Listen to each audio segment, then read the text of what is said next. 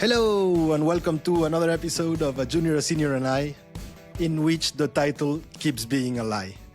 Today I'm joined by Kostas and Martin and we're gonna discuss hiring. But first, let's meet our guests. Kostas, could you introduce yourself in 3 sentences or less, please?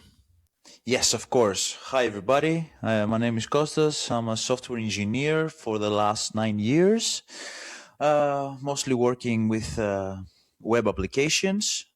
And I'm very happy to be here once again. Cool. What about you, Martin? Hi, I'm Martin. I guess I'm a software developer too. Well, Costa say engineer, I say developer, whatever. I'm working mostly as a web developer for, I tend to say, impact-driven companies for, a while. And I also tend to be quite outspoken about my opinions, which is why I'm super happy to be here again. Great. This is kind of a part 2, in the sense that we had an episode a few months back in which we were discussing looking for a new role or changing roles. And here we're looking at the other side of the coin, right? What are we looking for when we try to hire someone in a technical role?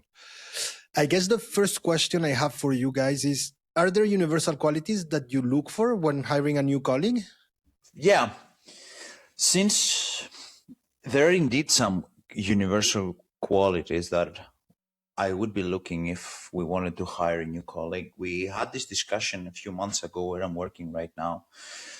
Since we were looking for a developer, and these have to do with like a spectrum of qualities, if that makes any sense. Like you would expect some proficiency in the stack. I wouldn't expect, depending on the level, the highest possible, of course, but I would expect some basic understanding of the stack that we're currently working with.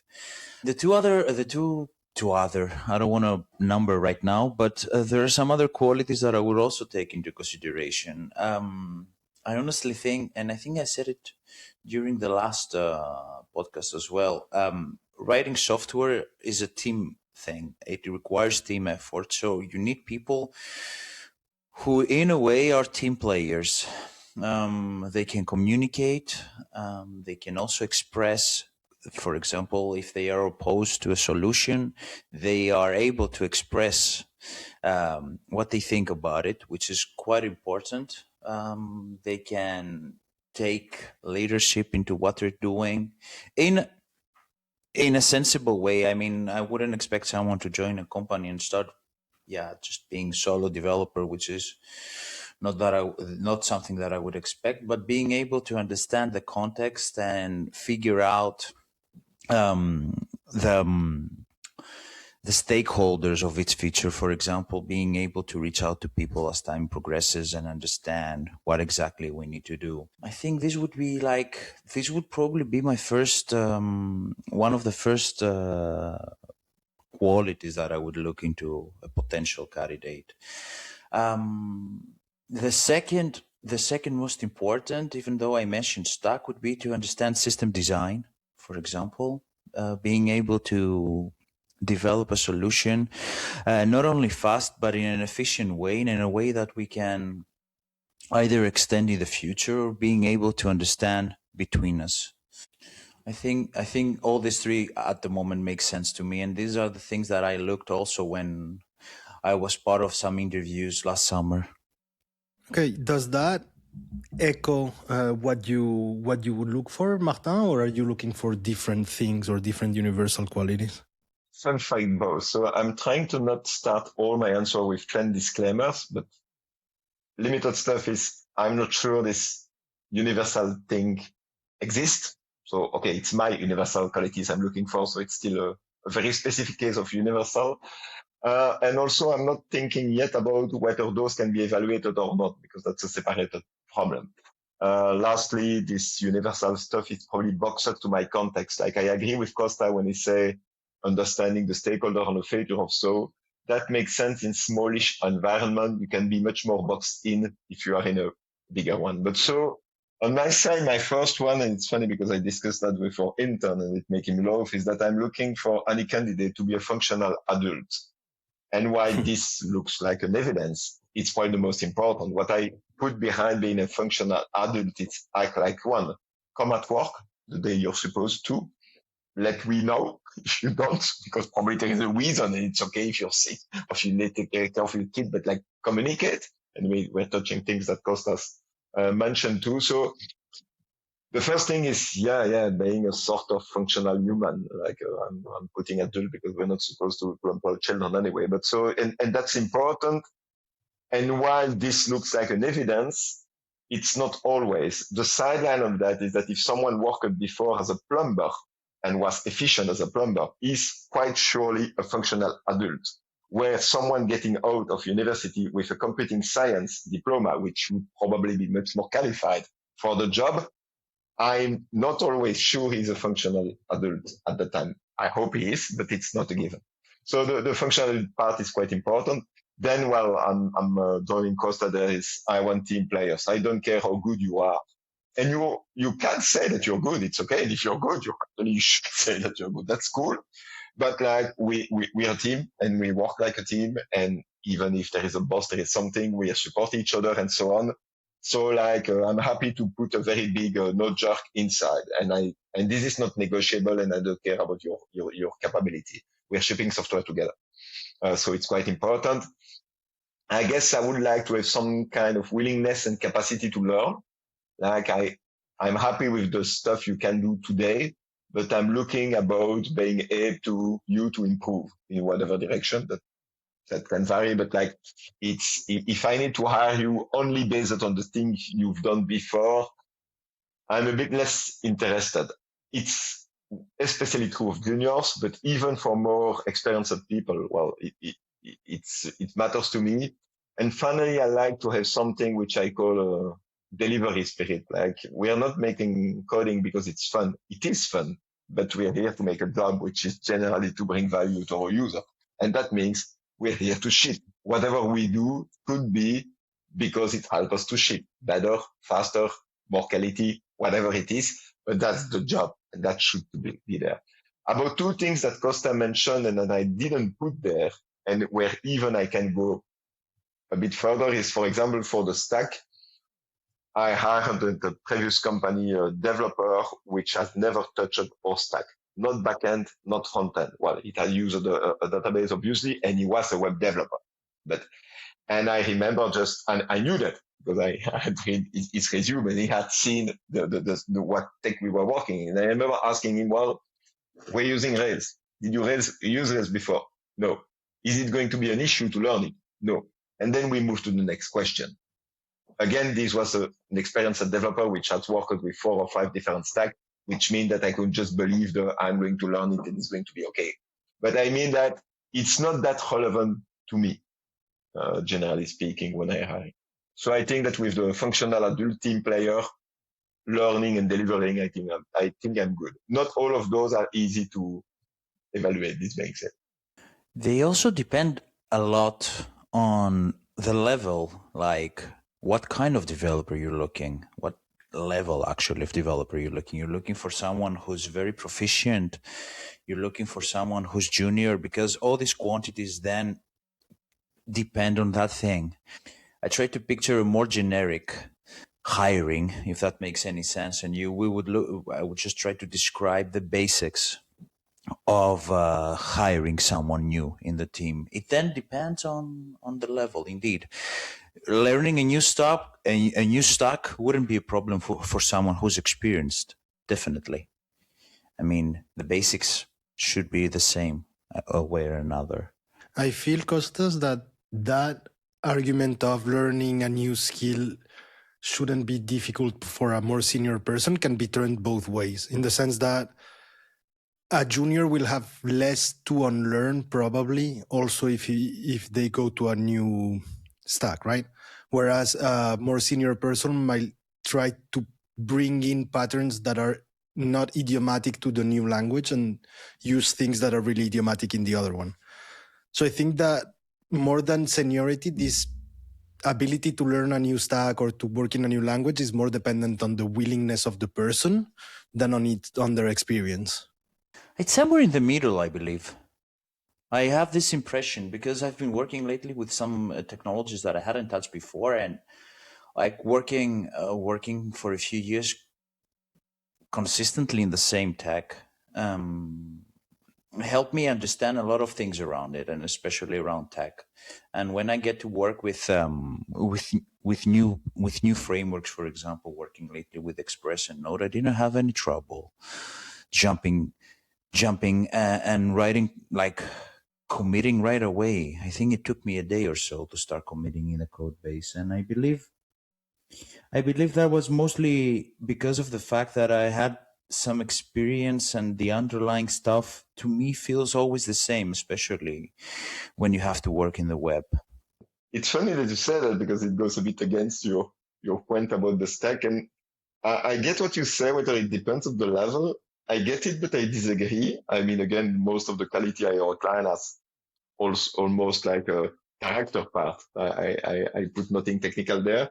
And I think that even for a junior, if I have to pick and I get a junior that cannot go outside of the current stack they are used to, even for a junior, I'll feel a bit worried because it means that they have knowledge in the syntax more than in the concept. And even inside a single framework, this is going to be to bite them severely at some point if you just know the way it works with your tool of choice. I understand we each have to start somewhere. And well, I started as a developer in Java. And of course, for a while, I was probably only skilled in that world. But yeah, even a junior developer on a single stack, you'll see a difference between the one that get the concept behind and the one that I don't. And I'm not sure I want the second kind of people. So I still take that the stack may not be that important. When people get out of the wagon, I remember telling them that if they were to apply to a company working, let's say, in Java, and that someone, so first of all, to still go for it, even if they learn Ruby and Rails, and that if they were challenged about that, I would recommend them to say, well, I learned my first language and the programming and Rails in 9 weeks. I think that with the support of your team, I can learn whatever Spring Java you're using in a couple of weeks too, which will, according to me, be correct. So yeah, like I push it even extremely junior people. You cannot do more junior than someone with 9 weeks of training to actually play that card very early. I don't know if they did, but that was my advice at the time. I know that what I said sounds like it's opposing to what I mentioned earlier about the stack, but like I said, it has to do with the level of the expectations. I'm pretty sure actually that at a mid-year and higher level, knowing the stack is not like, it's not the highest of expectations. It's indeed needed, in my opinion, when you have to work.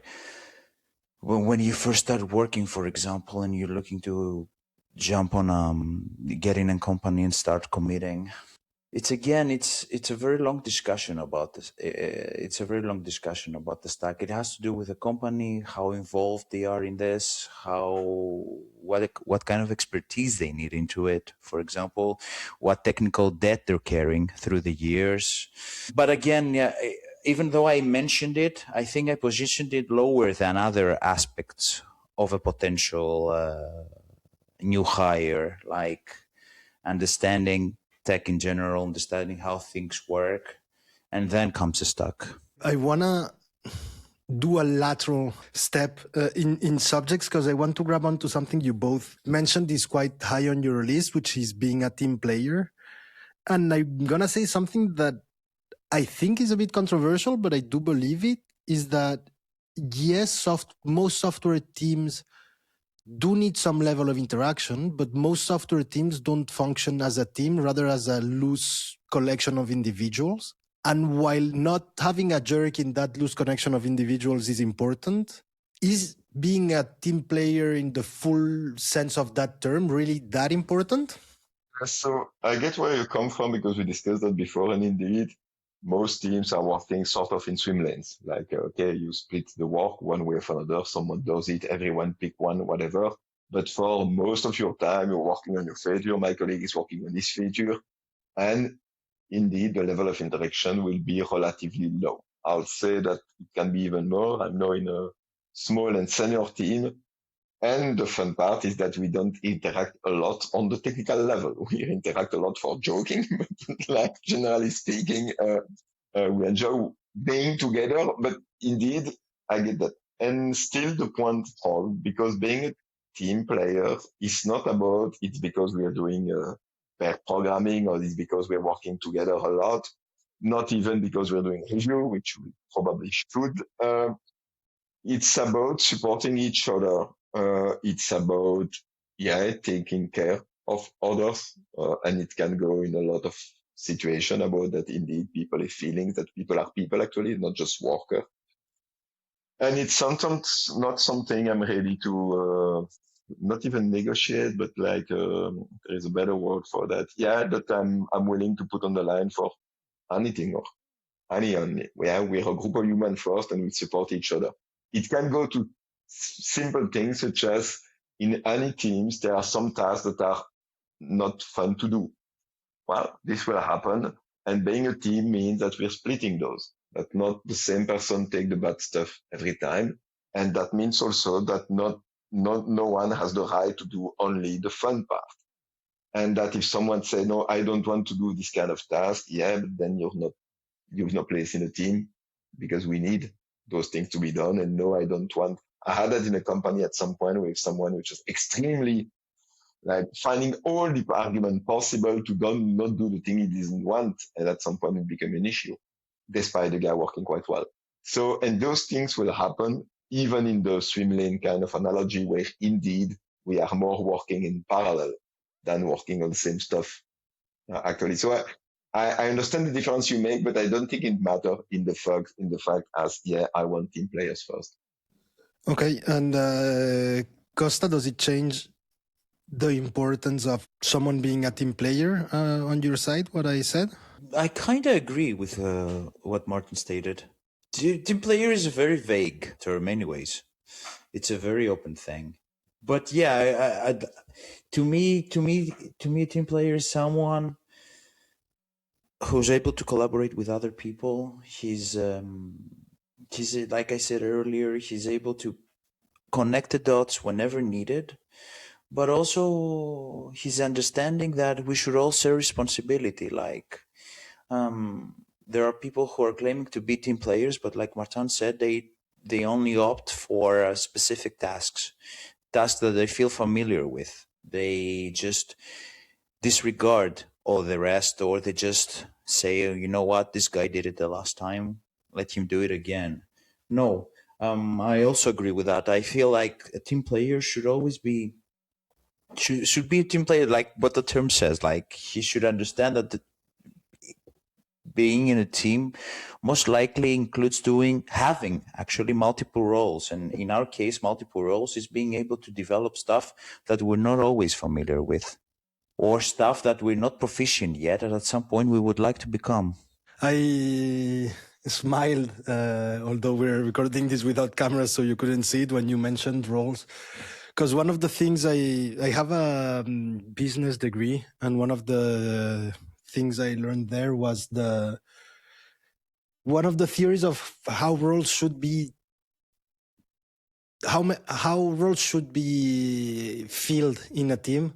And there were like 9 roles, and there was the plant, which is the person that likes to prettify things, to complete the things, etc., etc. There was the explorer, etc.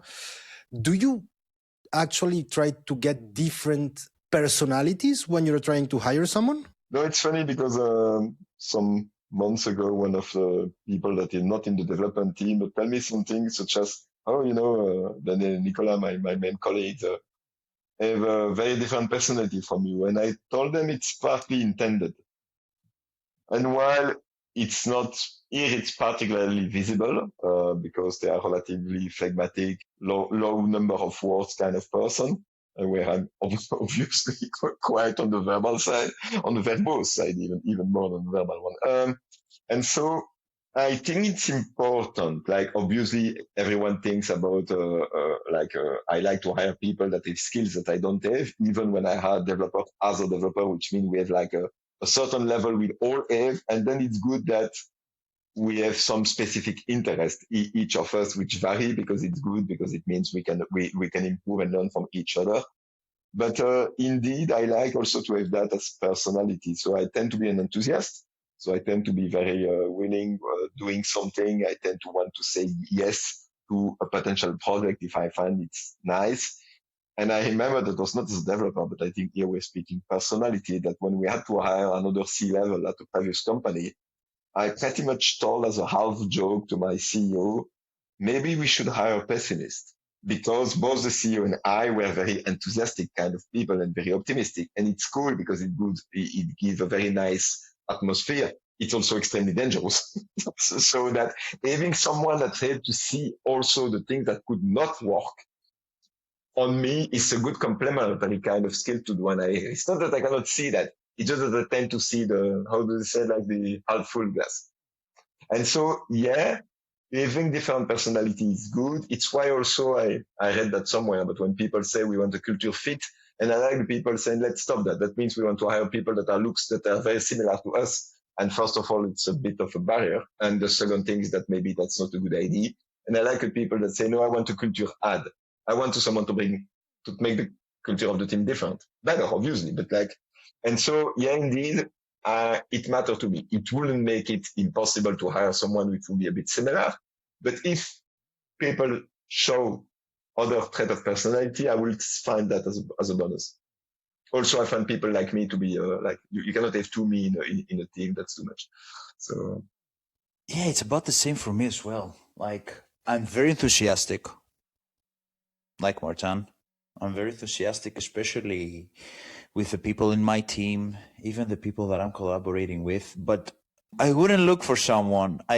My priority wouldn't be to look someone like me. I don't care about it that much. I would look for someone who's willing to collaborate. I don't care about the energy he or she brings. I would care about the fact that we can collaborate with that person. We can communicate. It's in an extent possible to understand these things during an interview, not to their full extent. It takes some time before you get to know people, but these are the qualities that I would be looking for, especially like being a person who can bring value, but at the same time, he or she can communicate it, like collaborate with us, troubleshoot with us, all this stuff that I would care about for a person that would want to join our team. I want to rebound on something you said, which is that you wouldn't consciously look for someone like you, but I believe, or like, I think that a lot of people, and I include myself in that, are unconsciously drawn to people that are similar to us. And that's why I was asking the question of, do you consciously look for someone that is different to the personality or personalities of the team? No, like I said, I don't care that much. There could be people who are like pessimists, there could be people who are enthusiastic like me. These are stuff, though, that you can understand about the other person probably after hiring. When you're part of an interview, either as an interviewer or the candidate, it's not always easy to show yourself, to show your qualities as a person to their full extent.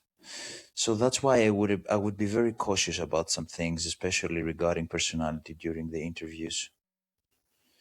So I mean, someone could look very enthusiastic when they have their second or third call, or they have their technical assessment, but you don't know how real it is. The other qualities are easier to measure and understand.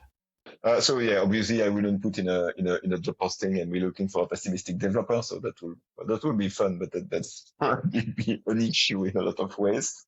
Now, something that I do intentionally is regarding, maybe it's not hiring voluntarily people different than me, but at least opening the option is diversifying the network to hire. That is like, obviously I use my network to hire. Well, I do sometimes, and sometimes I don't. But one way or another, I do, because when I'm posting something, people know it's coming from me. But like I've become more intentional about trying to source candidates from networks which are not only mine. I think that it's a benefit for everyone. I think it's more open for the candidates, but also that it's a benefit for the company. And it's something I've been trying to do with some success at some point, where I could really have an objective measurement that people that I am hiring were quite different from me. And it was interesting as an experience. So yes, I have a part of intentionality, not on the personality about being optimistic or pessimistic. That doesn't make much sense as something to ask.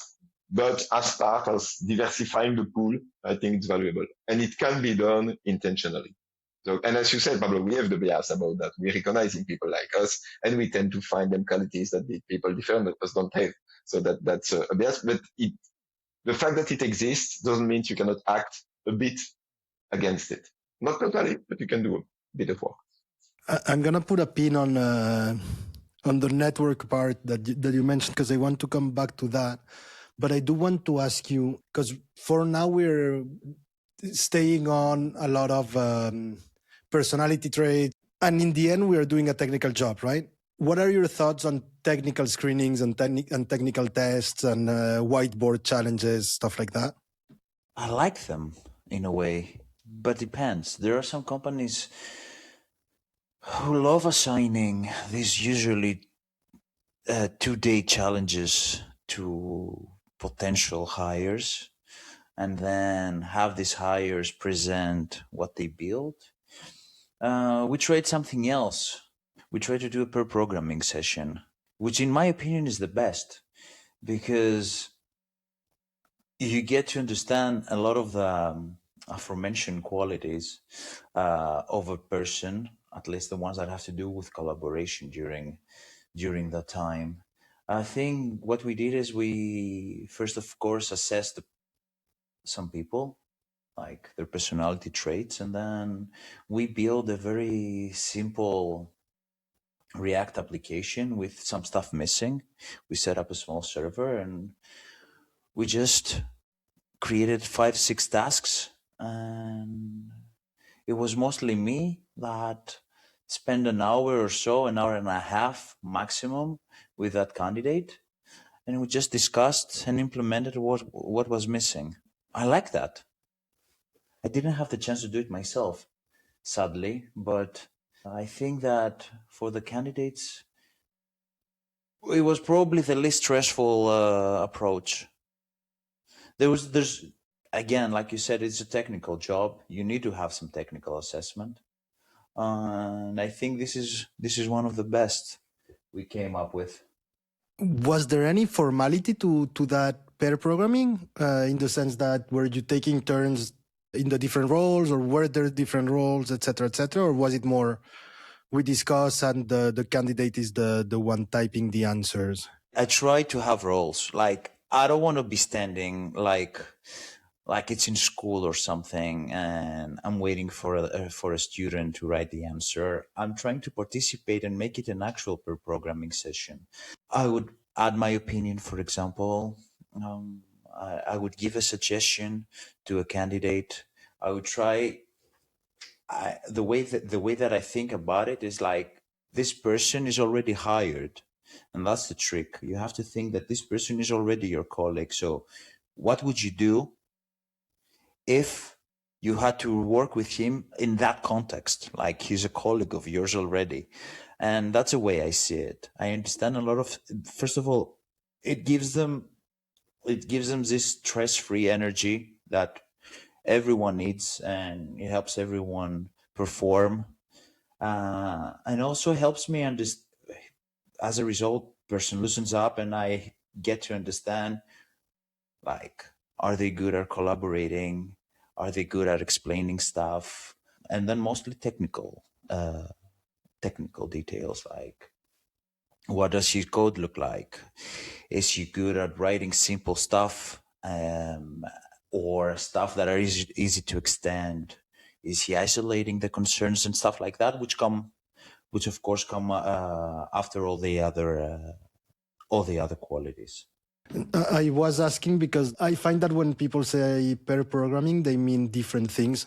So that's why I wanted to understand how that pair programming looked like within the context of hiring someone or evaluating the technical proficiency of someone.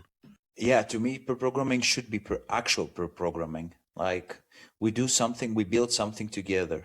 And you, Martin, what are your thoughts about technical tests? So trying to make a confession is that I think that hiring and especially technical tests during hiring are messed up in the industry everywhere, including where I'm in charge, which means that I don't think I've been interviewing and hiring, I don't know, like I'm not a recruiter, I'm a dev, but I don't know, maybe 20 people, let's say 30 in the career, I don't know, something like that. And I'm still unclear about what will be a good process. My problem is that I can explain to you why pretty much every tool used in the industry is bad. If I do it very quickly, take-home jobs are bad because first of all, if you ask people to work more than 2 hours, you should pay them because 2 days is stupid, and most company doesn't. Additionally, like take-home jobs are good, but you have no way to know if the people were doing that themselves. And now actually I can just feed that to Claude and it works. So what exactly are you testing? The fact that I have $20 to pay to Anthropic, I guess. So I don't think it works. I dislike whiteboard testing because it's artificial like hell. And even if the programming is, to be honest, I'd like to like it, except that it still has the very much testing, like in the kind of university test sphere, which is, it's going to be a test about technical capability, but it's going to be more of that. It's going to be a test about stress resilience to this kind of situation. Some people actually dislike talking when they code for a lot of reasons, which are linked to personality, which is again, you are testing something, but I'm not sure you are testing what you want. And it's mostly my issue is that pretty much every way I've seen of kind of testing are testing something which is distantly related to what the actual job is. I was joking when advising a company about their interviewing recently that I didn't remember the last time I had to code a feature in 1 hour chrono with 2 people watching me doing it, which even for me, as someone quite experienced, will be really, really stressful. I mean, it's not even going to be stressful. It will put me in a situation and mindset that's not the one I'm used to when I do actual work. So that's a bit of a collection about why I think those things doesn't work. Now about what works. I have one thing that works, but it's inapplicable in most situations. At some point, we wanted to hire people, and we had the chances that the two last candidates were freelance. And so we just got them to work with us for a week as someone part of the team. I like Kostas framing there. We had a feature a bit more organized than the other one, and we paid them, obviously. And by the Tuesday evening, on my side, I knew we were going to hire him. And I think the guy knew by that time also he was a go. But this only works in extremely specific context. So like that one is working, but it tends to be difficult to apply. If I want to speak about code in an interview, the best thing I've found is something similar to a pull request, which is have the person talk about a piece of code, ideally code that he has before. When we did that with Junior, we even told them, come with some code that you wrote, pick it. We don't care about which one. And we are going to talk about it during the interview. It's still artificial, but we try to say the person can be prepared. It can be in any language. It should be code that they've written and they could pick any kind of code they've written. And at minimum, we were going to discuss about the concept. And honestly, with any 50 lines of code, I can discuss pretty much anything that I want that will be relevant. So it's an easy piece to get started. And this I find is working-ish. It's not perfect. I still don't like it, but I don't have a better alternative. And again, I think I framed a bit why I think most usual way of working are quite bad in the sense that they are not testing for anything that matters to me. They are testing stress resilience and capacity to code something in a very limited amount of time, which is cool for hackathon, I guess, but I'm not sure I care a lot about the colleague about that. Can I ask why you do that technical test then? Good one. But I still want people that can code. But to be honest, I do that for relatively junior hiring. For people more senior, I'll mostly move to ask them to speak about experience they have, problems, challenge they faced, and how they solved them. And we have a conversation. I'm not doing technical tests generally for senior people, because again, it lacks meaning to me. And it's a bit of a dangerous game because the one time it backfires spectacularly on me, but I'm playing a card which is if that guy managed to be, that person managed to be at that company for that much time, they cannot fool them for the whole duration. Like at some point, they had to deliver something. But is it working? Mostly. But again, we're speaking about hiring. And the problem with hiring is that it's two problems combined. It's difficult to do. And when it fails, it's probably the most epic fail you can get in a company. That there is pretty much nothing that can have a worse impact than a bad hire. Even a mismatch where you realize that the guy is okay, the company is okay, but it's just not a bad match. It's putting you 3 to 6 months back. Like there is no technical stupidity that can get consequence that severe. So it's really that combination. You cannot really miss, but it's still not easy to like it's not predictive as much as it could be. Though again, most experience I've had have been positive, but it's why I started with my problem is that the way we interview people is messed up, but I don't have spectacularly good alternatives. The discussing about code is good. If you speak about technical stuff, that's one I like, and I could probably use it for senior people too. Because also it puts yourself we're having a discussion. It's like at a sort of a symmetric level. So in a way, things are changing, and whatever we consider as technical test depends a lot on the level. And hiring, the whole hiring pipeline depends a lot on the level. There's not a gold bullet right now, like a thing that works for everybody. That's what I understand. It's a problem that I've seen across the industry. For example, I like programming, but I understand why Martin doesn't. I do. I just say not everyone likes it. Yeah, but not everyone. Let me rephrase. Not everyone likes it, but we need to find a way. And it's not a gold bullet; it's a silver bullet, by the way. We need to assess people. Like when you want to hire someone, you need to be able to assess that person. And it can be quite tricky. That's definitely true. Where I would push back against what you're saying, Costa, is that while you need a baseline of technical proficiency, and in juniors it's more difficult to assess. Okay, do they have like the minimum needed in between brackets because they have not been put to the test outside of either an academic background or maybe 1 year, and depending.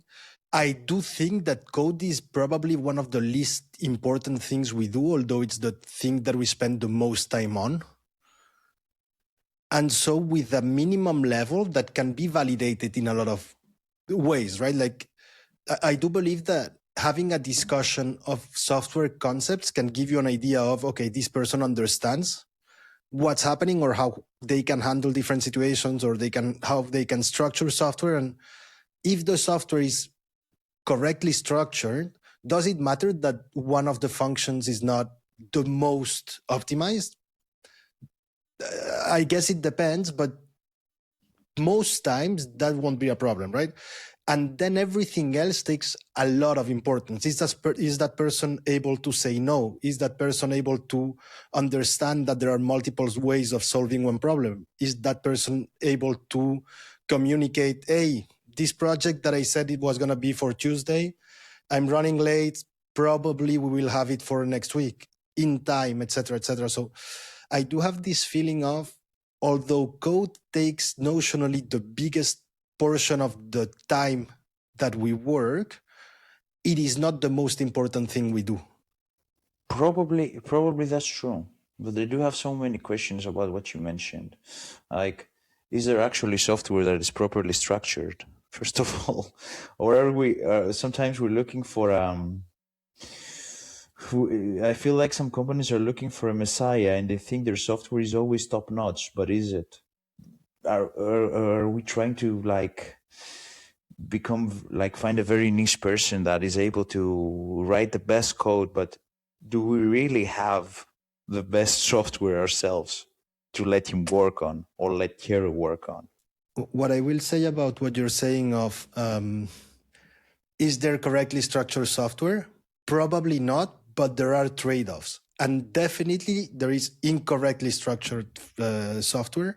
And so discussing with someone if they are able to understand or at least voice the trade-offs of different choices gives you an understanding of how they will reason about the choices they are making, right? And again, but then we are talking more about higher level thinking.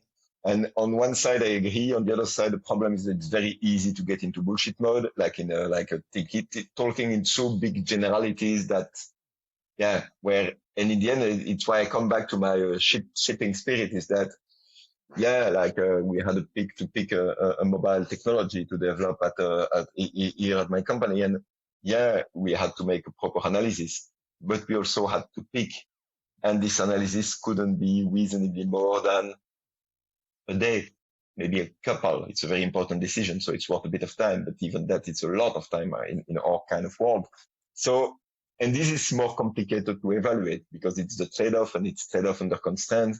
And I like the fact that is the code perfect? No, obviously it's not. Are there trade-off? Yes. If the trade-off are known, it's already better, but that's more evaluating the company than the person can the person make trade-off? And that's where I get again is for senior people, you can ask them about the situation where they had to make choices that had bad consequences because choice have when it's whole point of the trade-off is that your solution it's not like you have a solution A with all the plus and a solution B with all the cons. So you pick one with a combination, but at least you can explain, this is the one that we pick because we could live with the cons and we needed the pros. And that's kind of discussion I want to have with a senior developer because the kind of discussion I want to have them with a colleague. At some point, the person maybe will be in position to make this such a decision. And I want to know I'll have a sparring partner. Again, more for a senior person. For a junior, I want the basics. I want the willingness to learn. As a joke, no, maybe not. As an experience, I remember asking a colleague of mine that was doing the hiring for a junior person, and he has just seen one, and I asked him how did it go, and he said wonderfully. The guy has read a book. And it was a joke, except it wasn't. Like we were facing someone that was interested enough to not our work. He didn't read a book in preparation for the interview. He read a book about, let's say design pattern because he was tested. And so they spent a part of the interview discussing the book, what he found in it. And this was actually one of the few ways I remember to be able, okay, you can check that the person probably want to learn. What you want to learn is pretty much irrelevant to me, but then knowing that someone did take time to improve was quite a very, very high plus for that candidate. We end up hiring him and it worked quite well, but there was something when I said it's complicated to evaluate a lot of things I want, some can be evaluated, and in that case that worked with a simple reaction about how the guy actually read a book about software, whatever it was. So it's for junior, it's more for junior you're hiring for what they could become in 2 years, which in a way make it even more complicated than for senior. Because senior, you have a baseline that you know. For junior, the baseline is irrelevant because it's generally so low that I can get value from a senior even if they learn nothing. I will find it a pity, but I can get value. I cannot get value from a junior if they learn nothing in the time they spend at our company. Then it's a waste. Okay. We're getting close to the end, but there is one subject or one area that I do want to touch on before we end. It's, I believe, Martin, you feel quite strongly that when looking for a job, your first source should be your network. Is that also true on the reverse side of the coin? Is network the best way to find, quote unquote, the best candidates, or are there other ways that you explore? It's an interesting one because it's one of the things I thought about when doing my extensive preparation for this session, and that indeed is that I have a different opinion as a freelance, meaning as a candidate, than I have as a company. As a candidate, I will recommend everyone to build a network because it's a tremendous tool to get hired. More than to get hired is to know about opportunity. Like I don't really want to be hired from way of word of mouth. Like take Martin is good enough. Like it's super good. Let's say, okay, that's cool. I like, well, who doesn't like things when they are easy? Let's be honest. But I don't think that's a good idea. But indeed, the network helped me a lot about getting opportunities. And then whether I take it them and whether the people want to go with me or not depends, but that's okay. As a company, and I've played that game, I heard a lot with my network. And in one way, it's easy, it's fast, and it's safe. And safe as not as in is this higher unknown value or not. And indeed, hiring people I worked with before means that I know 95% of what I can expect, which make it an extremely safe hire for the company. This is not only a good thing, it's a bad thing too, because you know what to expect and you know what you cannot expect. But so as a company, I think that it's important to diversify. That is indeed to, well, of course, I'm going to shout on LinkedIn. If I be, let's say, in a small community on a boot camp, I'm going to shout out there too. And then I'm going to try to shout out to network that I'm not part of. A stupid example I used to do, I'm sorry to say that they stopped activities, but like, we know that the ratio between women and men in software is not good. And my objective is always to beat the industry, which is like 15 to 85. So like something like that, and try to do better than that in gender split. And for a while, there was an organization regrouping women coders and they had a job board. Well, I was paying to put that on the job board there because, well, obviously I have more male colleagues in my network than women developer because, well, I'm a guy also.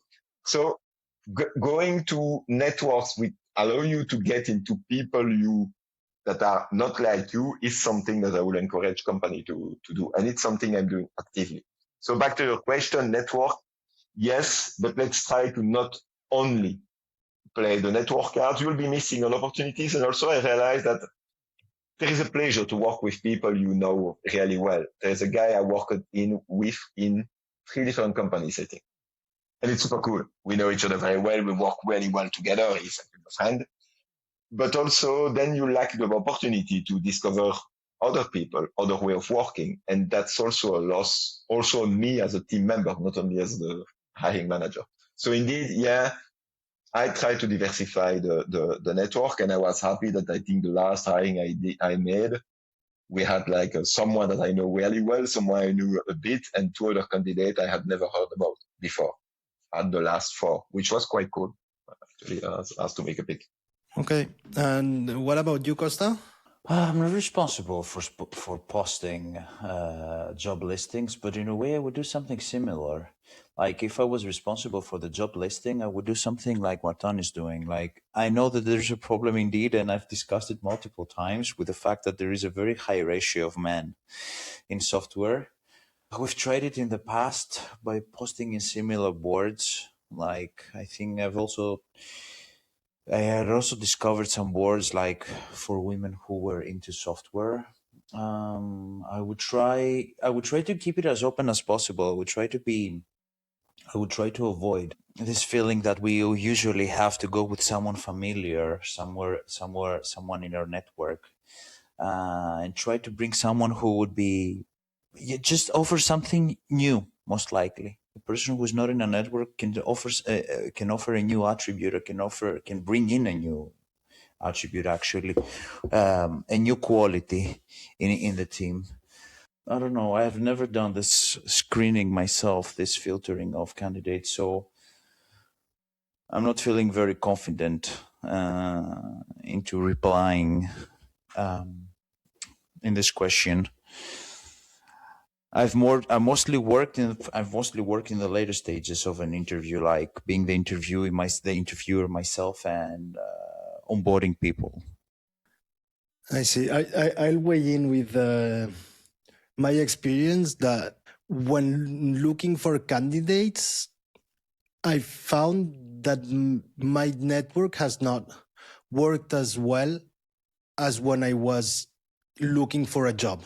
In the sense that most of the people I've been involved in hiring have come from external job postings, whether it's LinkedIn or other job boards. But most of the time, the people that applied to a company I'm looking for, people in, have been not really part of my network. Whereas on the other side of the coin, most of the jobs I found in tech, I'd say all of the jobs I found in tech come loosely related to my network.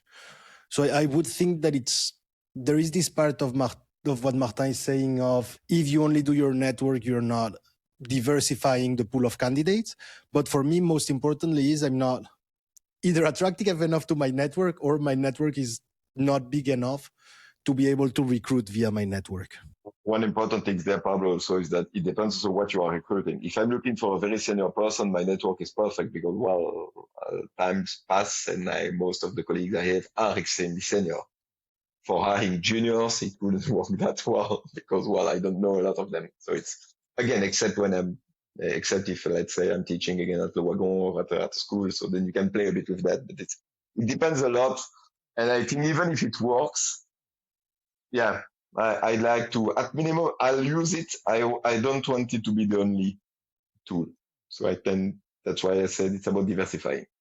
It's like my message is not don't use your network, that would be stupid, but like don't use only your network is a relatively good one. Yeah, of course. I think we reached the end of the episode. The usual question I ask at the end doesn't make any sense here, which is it would be a variation of what would you advise someone who is interested in hiring to look at first? But I'm guessing you don't have a book on hiring to recommend. So I'm just going to ask you for any parting thoughts about the hiring process that you might have. Still the same. It's messy, it's complicated. It's also the most, in fact, impactful activity you'll ever have. And I'd say that regardless of the challenge, something we didn't touch, but I think it's important, is I will recommend people to do that themselves.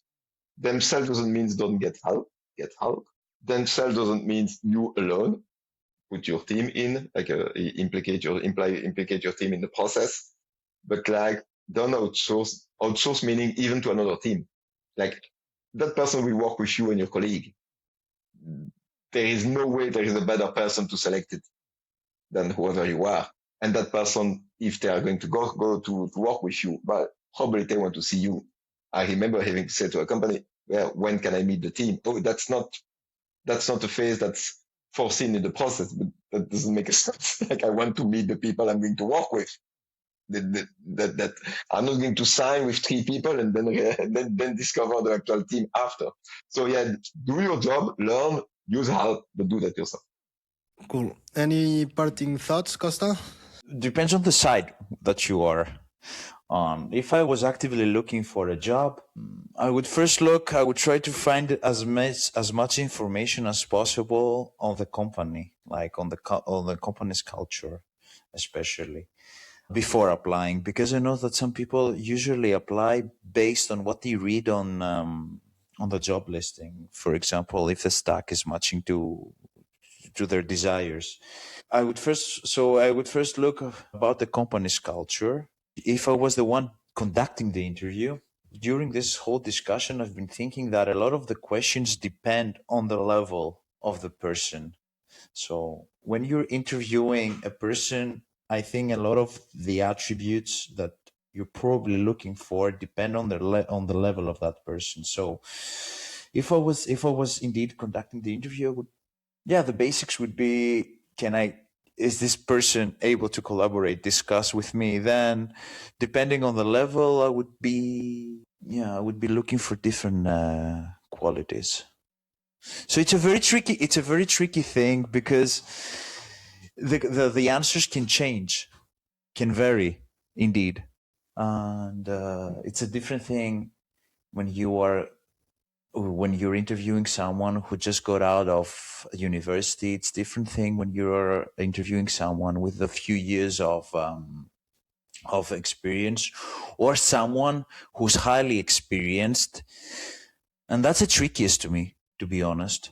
Someone who's highly experienced, so probably has seen a lot of stuff. And there you're looking probably for something, for a person who's able to lead, or being able to share his knowledge, his depth of knowledge with other people.